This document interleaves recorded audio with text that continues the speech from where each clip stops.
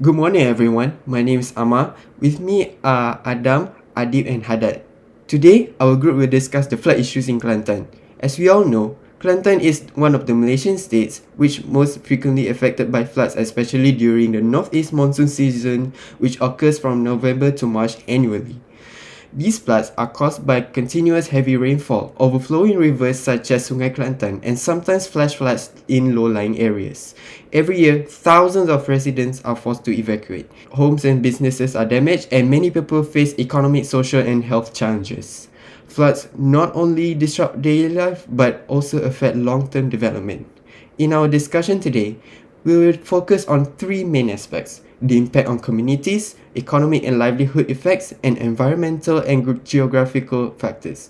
By the end of this discussion, we hope to agree on the best solutions to reduce the flood impacts in Kelantan. Haddad, you always help victims who are in need, especially during natural disasters. In your opinion, why do you think floods leave so much impact on local communities?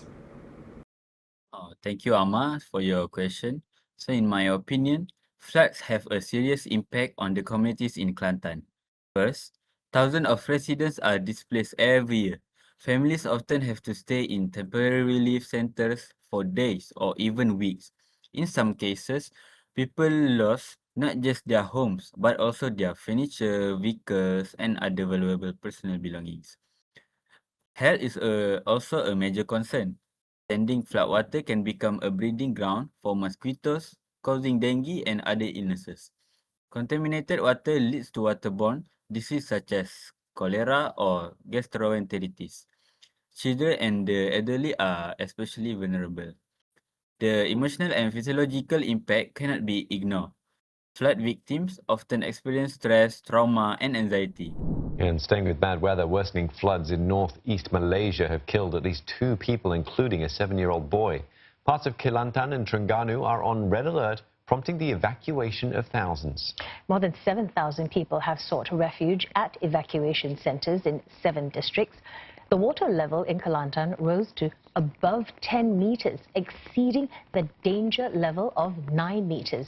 Major rivers are at risk of overflowing, and several roads have been closed because of increasing floodwaters. Malaysian weather officials have forecast that heavy rain will batter the region tonight and tomorrow, increasing the risk of landslides. Children may have difficulty continuing their education if schools are damaged or used as evacuation center. For example, in the 2021 Kelantan floods, more than 50,000 residents had to be evacuated, and many reported losing all their belongings. Community life is disrupted, and social networks are affected because people are scattered across different relief centers. So this shows that floods are not just a temporary inconvenience. They have a long-term consequences on the lives and well-being of Kelantan residents. So, you agree with my statement, Adib? You are absolutely right, especially regarding the health concern. The risk of waterborne disease like cholera make an already difficult situation dangerous for the most vulnerable, especially the elderly and children. What about you, Adam? I think because you highlight the psychological toll on victims, we often focus on the physical damage to buildings, but the stress and anxiety faced by families in relief centers is a massive issue that needs more attention.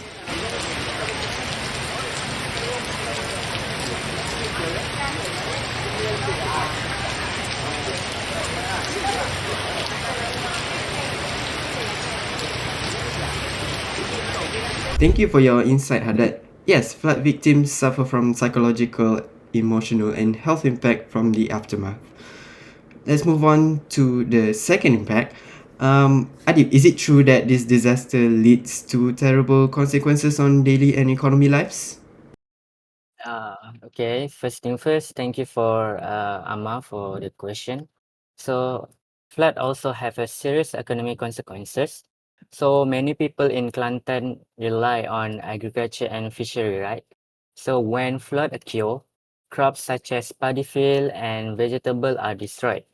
And livestock like cow, chicken are often killed.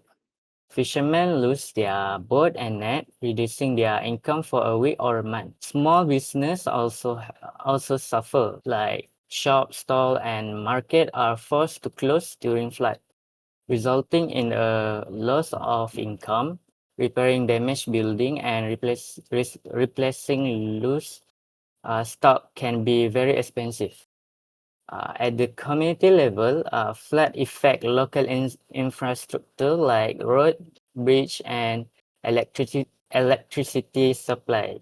So this can disrupt transportation and commerce, delaying economic recovery. For example, during the 2014 Kelantan flood, the government had to spend a million of ringgit on repairing and emergency aid. Household also experience financial stress, so many families spend a significant part of their income to rebuild their home and replacing belongings. Some people even fall into the debt. This demonstrate that flood are not only a social issue but also a major economic challenge. Do you guys agree with my opinion? Haddad, what do you think? Um, I agree with your statement, Adib, because floods absolutely can cause a serious economic problems, especially in place like Kelantan.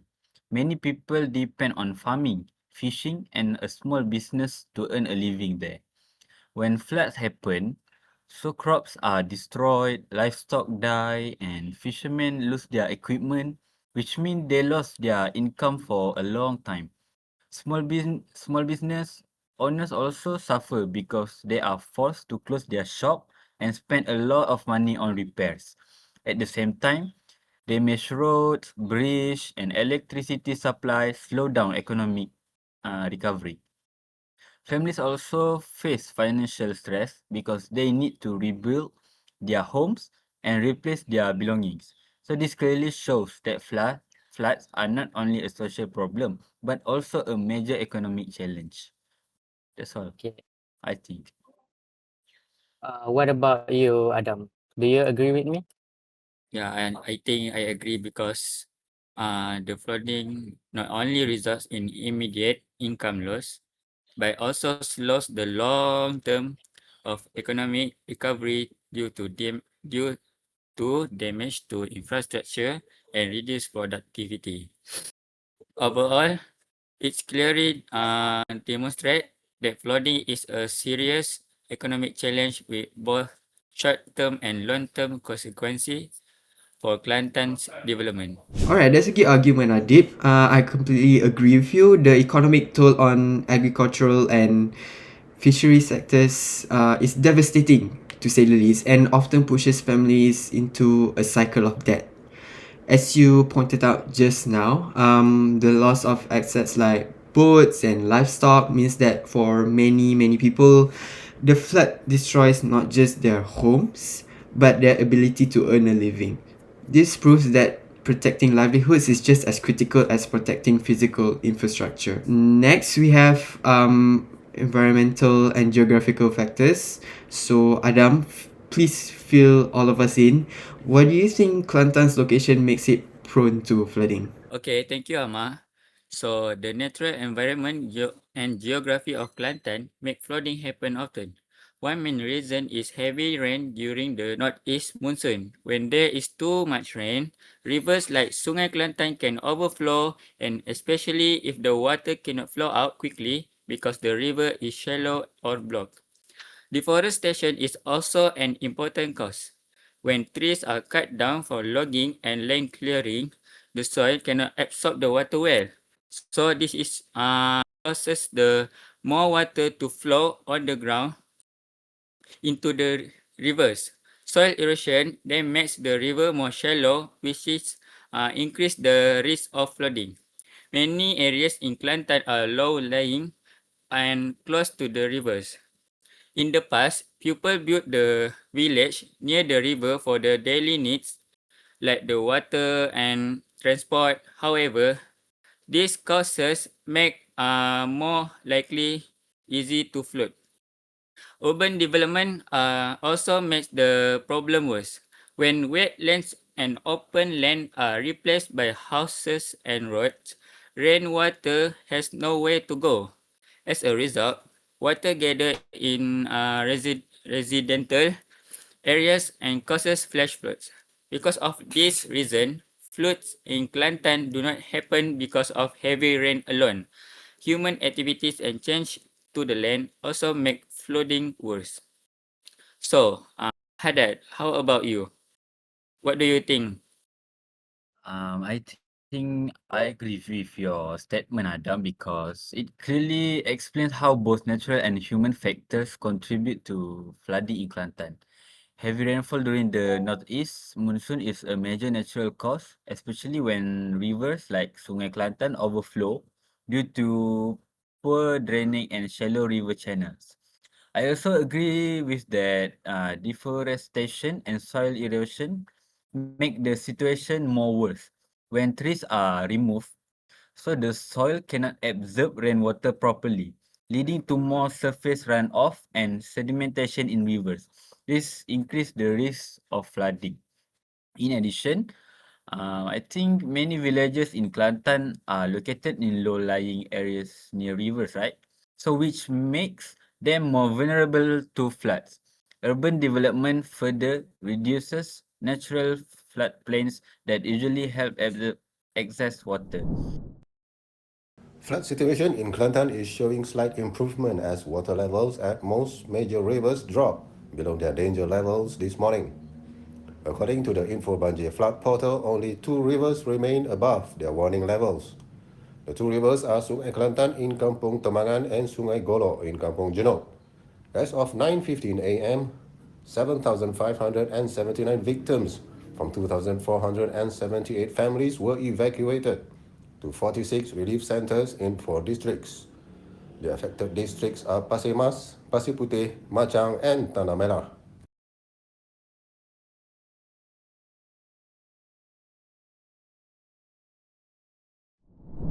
Overall, this shows that flooding in Kelantan is not caused by rainfall alone, but it's intensified by environmental change and human activities too, I think. So, how about you, Adi? What do you think? I strongly support your statement and the comprehensive analysis you just shared. This is It is crucial for us to recognize that the flooding in Kelantan is actually a two-fold problem. It is a combination of the available nature geographic of low-lying foodland and the significant human interference through unmanaged development and deforestation that prevent the soil from absorbing water. That's all. Thank you, Adam. I strongly support your analysis, especially regarding how human activities like deforestation and urbanization have compromised the land's natural ability to absorb water. We can't control the monsoon river, and the severity of flooding is, without a doubt, intensified by shallowing rivers and loss of wetlands. What you said highlights why environmental preservation and stricter land management must be central parts of our flood mitigation strategy. Actually, guys, I want to argue that there's one more factor, which is human responsibility and preparedness, because that one plays a key role in flood management. Poor land management, such as building too close to the rivers, increases flood risk. Illegal land clearing and deforestation also worsen river overflow. Infrastructure is also another factor. Some drainage systems in towns and villages are outdated and poorly maintained, which means water cannot flow away quickly during heavy rain. And public awareness and disaster preparedness are also lacking in some areas, leading to slower evacuation and higher casualties. However, There are solutions. The government can invest in stronger flood barriers, dredge rivers to increase capacities, and maintain drainage systems regularly. Communities can participate in disaster drills, create emergency plans, and avoid risky settlements near rivers. With that, by taking responsibility and preparing for floods in advance, both the government and the members of the public can reduce the human and economic costs of flooding in Kelantan. What do you guys think? I fully agree with you. Your perspective on human responsibility. You made a very good, strong point that while we cannot control the weather, we can control our level of preparedness. I particularly support your purpose solution, such as upgrading a drainage system and conduction community drill, because taking this proactive measure is the only effective way to reduce the several economic and human costs you mentioned. For me, thank you, Amma. First, for the point, we almost left that point out. Human responsibility and preparedness are crucial in managing floods, especially in Kelantan right now. So, poor land management, such as building too close to rivers, clearly increase the risk of flooding. Police have expanded the restricted areas around the collapsed riverbank on Sungai Kelantan amid concerns over further erosion. State Police Chief Datuk Muhammad Yusof Mamat said the move was a precautionary measure to prevent the erosion from spreading to surrounding areas. He noted that despite the risks, the site continues to attract onlookers taking photographs and videos. Muhammad Yusof urged the public to stay away for their safety, as the area remains at high risk of further collapse. In response to the incident, the Kelantan government has declared the collapsed riverbank a disaster zone. Deputy Menteri Besar Datuk Dr. Muhammad Fazli Hassan stressed the urgency of repairs to prevent further damage. The Irrigation and Drainage Department is currently conducting inspections and studies to evaluate ongoing soil movement and erosion. The collapse occurred on Monday, with nearly 50 meters of the riverbank giving way, causing significant damage to a pedestrian and recreational path used by locals. The path dropped by almost 10 meters in the incident. Illegal land clearing and deforestation also make the situation worse by causing rivers to overflow more easily. That's all I think. I'm sorry for interrupt. I think I also agree. So we can improve the infrastructure, enforcing environmental regulation and increasing community preparedness. And also the government and the public can work together so we can reduce both human suffering and economic losses caused by floods. That's all for me. So, thank you guys for agreeing with what I wanted to say. So, in summary, we have explored the flood issues in Kelantan through a multi-dimensional lens. We began by acknowledging by the unavoidable geographical reality and the monsoon season and its devastating ripple effects on the local economy and community health. However, the most crucial takeaway from our discussion is that flood management is not just about building higher walls. It's about building a more prepared society. And we have agreed that human responsibility plays a pivotal role.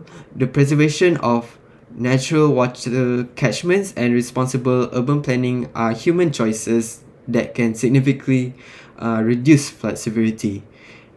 But what equally important is the aspect of preparedness. We have found that reliance on rescue efforts during the disaster is reactive and often too late. A true solution requires a shift toward proactive preparedness, educating communities on evacuation routes and securing belongings early and trusting meteorological data. Therefore, our proposed conclusion is a holistic one: to protect Kelantan's future, fostering a community that is both environmentally responsible and legally prepared, and we can minimize the trauma of the monsoon season and secure sustainable development for the state. So thank you guys for discussing about that issue. I hope to see you guys tomorrow in class. Bye guys. Bye. Thank you. Thank you. Everyone. Goodbye.